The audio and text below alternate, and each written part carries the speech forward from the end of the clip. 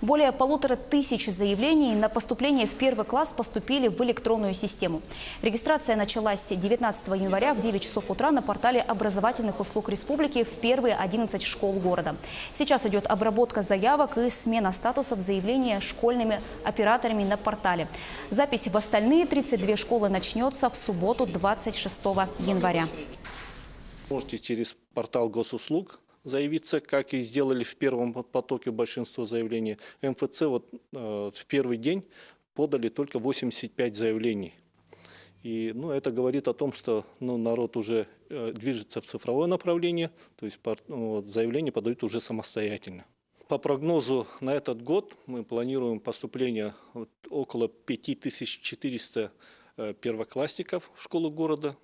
Мы будем уже по мере поступления заявлений, если где-то не будет хватать, перераспределять и так далее.